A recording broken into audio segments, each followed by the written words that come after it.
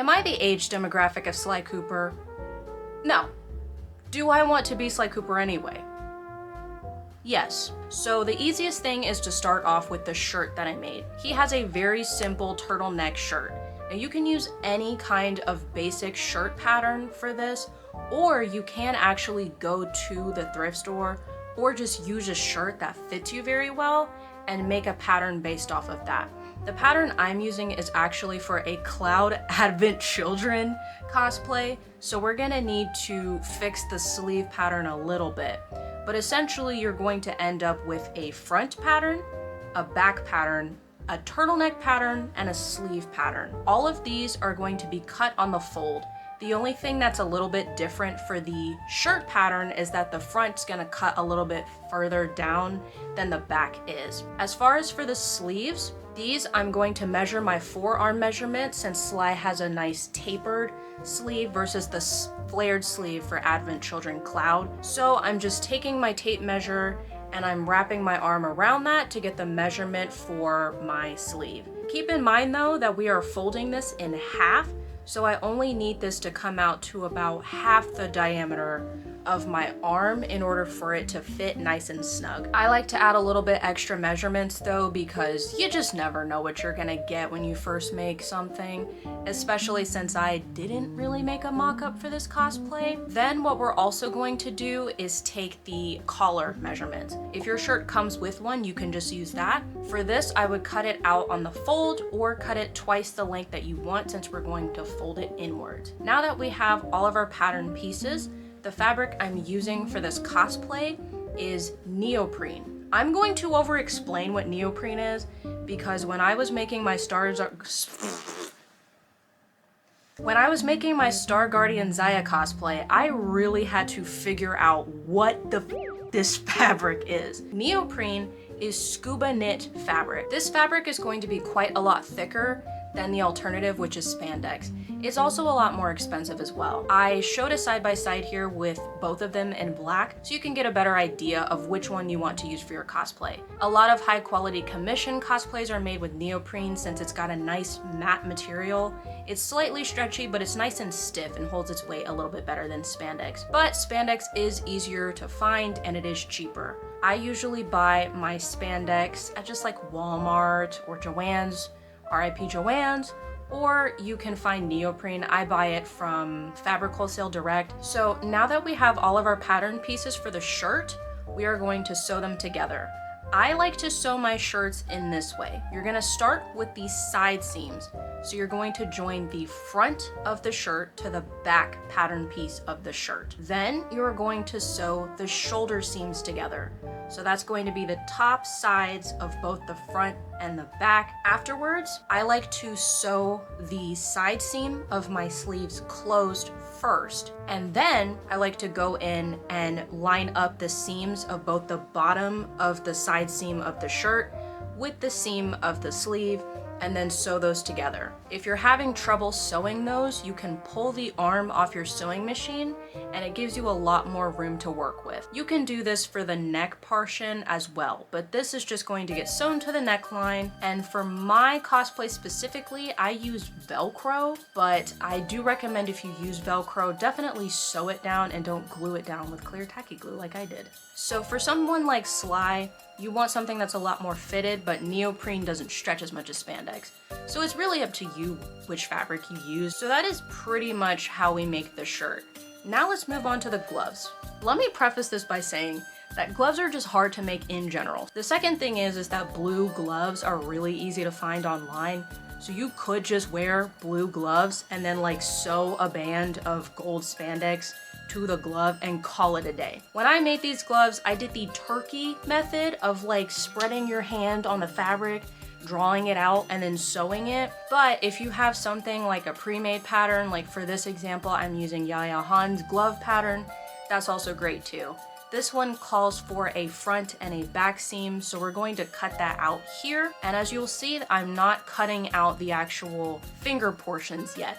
Since this is a tightly fitted garment, we actually are going to sew right at that line. So I'm gonna take this to my table and I'm using a white colored pencil to draw out all of the finger lines. This is great because it gives you a guideline to sew as well. The trick to getting a nice curved seam is to pivot your machine multiple times while you're sewing around that curve. Technically, if you're making this from neoprene or spandex, you don't really need to fabric treat it for fraying, but what I like to do is use pinking shears just as an added measure, and pinking shears add little bitty notches into all of your fabric curves, which helps the curve of the glove come out a lot more profound. I have these really cute pink and purple ones that I got from the Famore Cutlery booth at Dragon Con last year, and I loved them to pieces. The other cool thing is that if your shears ever do get dull, you can take them back to a Famore Cutlery booth and they'll sharpen them for you. So you can send them that way, go shop, and then come back and pick up your sharp scissors. Honestly,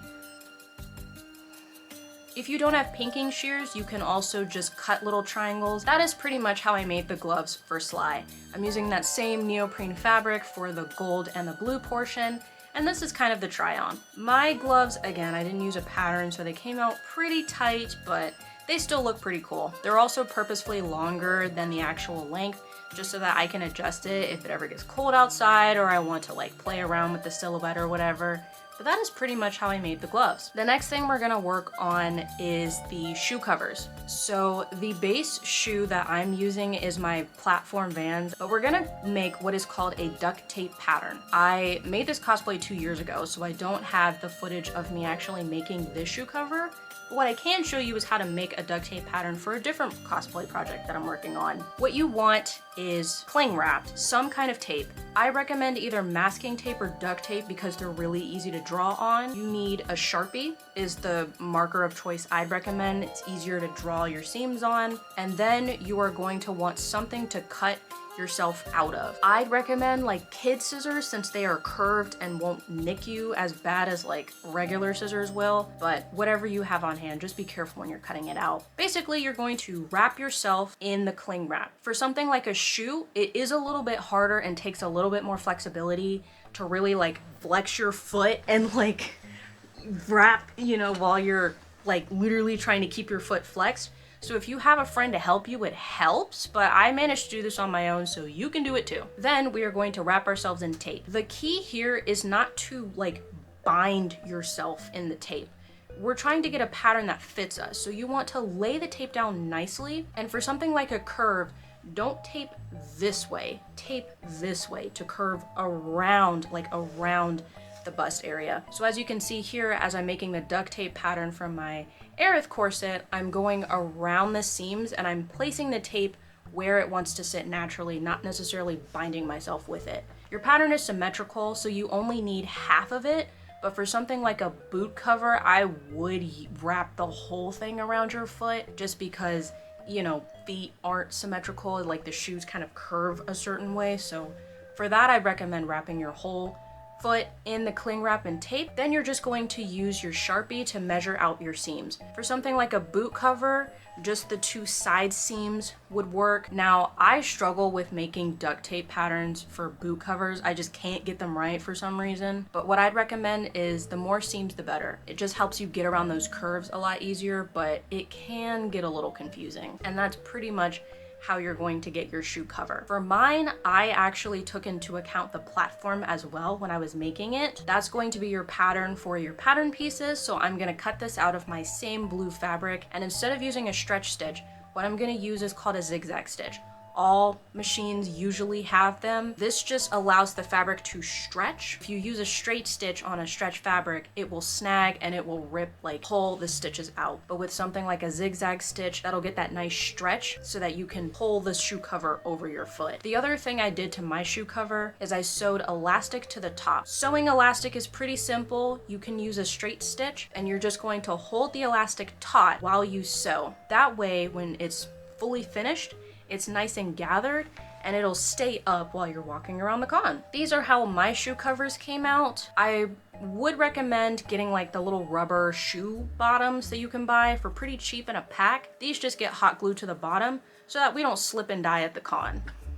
So for the belt, what we're going to do is called wrapping. I believe it's called wrapping. Basically, I'm gonna start out with an EVA foam pattern. I'm using a reference offhand of Sly's like logo thing, and then I separated it from the top part and the bottom part. We're going to trim the fabric down to size so that there's only a little bit of excess left. We are going to take some sharp scissors and we're going to cut notches all the way around the piece. Then use whatever glue you'd like. I've used hot glue or clear tacky glue. Then we're going to just glue these to the other side and let that dry. And as you can see here, ignore the glue seeping out into the fabric. This is just an example, but it gives you a nice clean curve on the edges.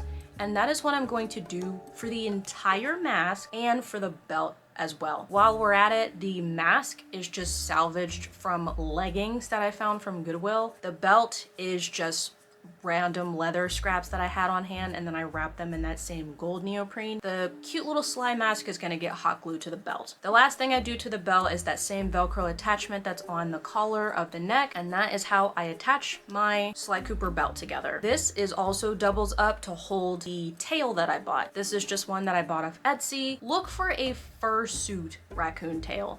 You can buy them in custom colors, so you can ask for like a black and gray one. But I found that they were a lot cheaper and higher quality than just looking for a raccoon tail on Etsy. But they have these cool little belt loops made out of elastic, so I just feed them onto my belt, attach it with the Velcro, and I found that this stays on pretty much all day. With that being said, the hat is pretty much made the same way. It is just it's like one of those like caps.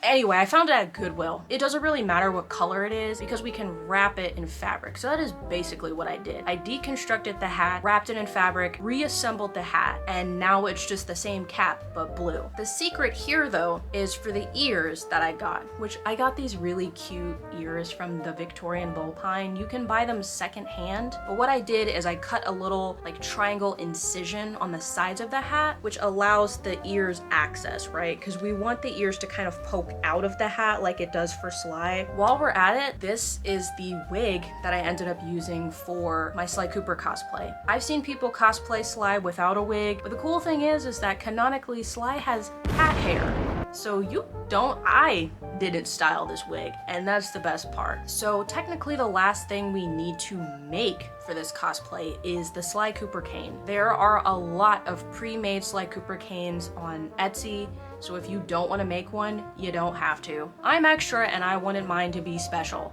so I bought this kit from Etsy. You can buy a completely finished cane from them, but if you want to make it yourself, unsanded, unpainted, just the raw kit file. Now that we have our piece, let me tell you about one of the cheapest ways to finish 3D prints: acrylic paint and duraclear. If you have really cheap paints, like the $1 or under $1 ones that you can get from Walmart or like Joann's, I believe, what I recommend is spending a little bit of money on either a high quality acrylic or a high quality gesso paint. The only difference is that gesso takes forever to dry and acrylic doesn't. What you do is I usually buy it in white and I buy it in black because you can mix it with everything to get the color you need. But basically what we're going to do is just buy your cheap paint, get your high quality ones, mix them together. And that's gonna give you a lot better color payoff than just using the cheap acrylic paint. Can't do that though, just know that you're going to have to use more coats in order to get a clear finish. The other thing I find is that cheap metallic paints like gold are very hard to build up that color payoff. What I do for my Sly Cooper cane specifically, can do like an orange or a yellow or even like a white underneath, then cover it with gold, and that color payoff is going to be a lot more prevalent. The secret to my cane is that I used nail chrome powder in like a gold rainbowy color, and I dusted that on the entirety of the Cooper cane. So in the light, it has a little bit of that yellow rainbowy sheen to it. For the cane, you don't actually get anything when you buy the print. You just get the hook and then the bottom piece. But dowels are like $2 at Home Depot or Lowe's. So that's basically what I did for my cane. I did not trim my dowel. I literally just attached them at both ends at the original length of the dowel stick. But what I did was, technically, since Sly's cane is wooden, I used a wooden texture to paint. So I used about 4 different brown acrylic paints in order to get like that wavy wooden texture. To seal your paints, the cheapest way is to use Duraclear. The other cool thing is that Duraclear is 1-to-1, so you don't even need the entire bottle to set your paints. So you can use it for multiple projects. And then I used about 4 coats to get my Sly Cooper cane to like that nice shiny consistency, and it's pretty durable. For the rest of the accessories, gray pants are really easy to find, and I suck at sewing pants. My gray pants are thrifted. For the leg upholster, it is literally a cell phone case that I wrap around my leg. And then the secret to keeping it up is I use 2 large safety pins, and I pin them to either sides of my legs, and that does a pretty good job of keeping the bag on my leg. Technically, there is no part of the game where he wears the book bag and the leg pocket, but I like having the extra storage, so I just bought this random red bag off of Depop. And the cool thing is if you do buy a red bag, I can literally fit my whole Sly Cooper cosplay in that bag, so it makes storage purposes super easy. While we are on the topic, thrifting cosplays is an option, and it's an option I recommend for beginners. My cosplay is half made and half thrifted, so you don't need to make your cosplay completely from scratch. Don't believe me? I'm taking you to Goodwill with me. Now, I am literally filming this in public, so if you don't subscribe,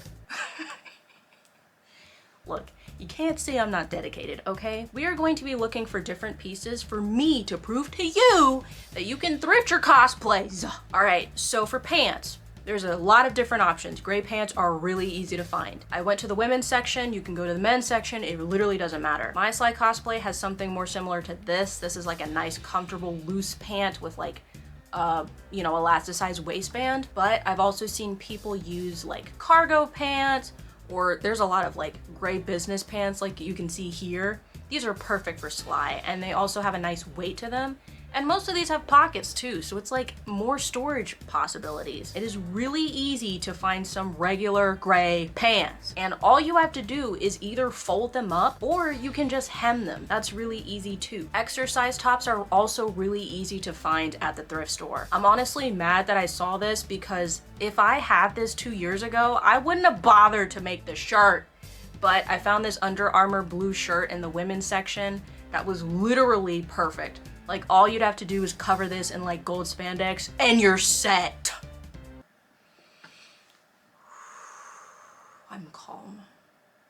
Next, I went to the blouse section. I actually ended up doing Sly's tuxedo costume from Sly 2 Band of Thieves, and I actually thrifted a purple blazer and a white button-up for this cosplay. You can find button-ups in either the men's or the women's section. Check both, but men's is gonna have higher quality blouses in my opinion. But I found this really cool like red blazer, but I also found like this maroon, burgundy, purple blazer that I think would be perfect for like a Sly Cooper tuxedo cosplay. While we're in this section, I also checked out the bags, and there were plenty of red bags. Red crossbody bags would also be a great alternative to the leg upholster on Sly's thigh, but there's also like red purses here, which could work as like the crossbody for like Sly 4 if you're into that. There's also a couple of kids book bags in the kids section that I didn't film, but I saw a lot of red bags here that I thought would be great contenders. And I saw this really cute puppy in somebody's cart while I was there, so I had to get that part in there too. The last thing I checked out is the hat section. It doesn't really matter what color it is, because you can cover it in fabric with like hot glue or tacky glue, but I did actually manage to find like this blue bowler hat. I don't know, I think it could work pretty decently for Sly if you like trimmed off the edges or something. Point of me bringing you here is that thrifting is really easy, and it's really accessible and really inexpensive. Goodwill specifically, there's half off like for specific tags as well. Me personally, I've been neglecting like the fabric section of thrift stores, so I actually went and checked the fabric section. We saw this really cool like pink jacquard fabric that would be cool for like a pink cosplay. And then we also saw like this yarn kit with an embroidery needle in it for my sister who loves crochet. And I lucked out. I found these beautiful 100% cotton velveteen curtains from IKEA. randomly enough, and I've been meaning to make more Shido pieces for like Lolita fashion coordinates, so this was a perfect find for me, and I'm honestly kind of regretting not buying all 4. I only bought 2 curtains. I'm probably gonna go back and get more. Now, with all of that said and done, we are gonna debut this Sly Cooper cosplay at 2023 Anime Weekend Atlanta. I will say, after wearing Sly, he is definitely one of my more comfortable cosplays to wear. We actually did a panel at MomoCon, and that, the Sly Cooper community, we are few, but we are strong. And as a fan for over 15 years, I wanted to showcase that passion to y'all. So if this video helped you to learn some tips and tricks to make your first cosplay, definitely let me know. Or if you use any of the tips to make your own Sly Cooper cosplay, please show me. I love Sly Cooper cosplays, and I need to see more of them in order to live a happy and fulfilling life. Feel free to like and subscribe if you would like to see more of my content. Spoiler alert, I am currently working on Pink Diamond from Steven Universe and Aerith from Final Fantasy, and those videos are coming out, but they are just going to take a while. If you are interested in seeing any of the progress that I make on any of my cosplays, feel free to follow me on Instagram. I am Kamiko Cosplay everywhere that you can find me. Lastly, I'm a bat today. I got my little bat accessories. I'm going like Shido bat today. Yeah, that's like the vibe, okay? That's the vibe. Anyway, if you got to the end of this video, thank you so much for watching. And as always, I hope you, yes you, have a wonderful day.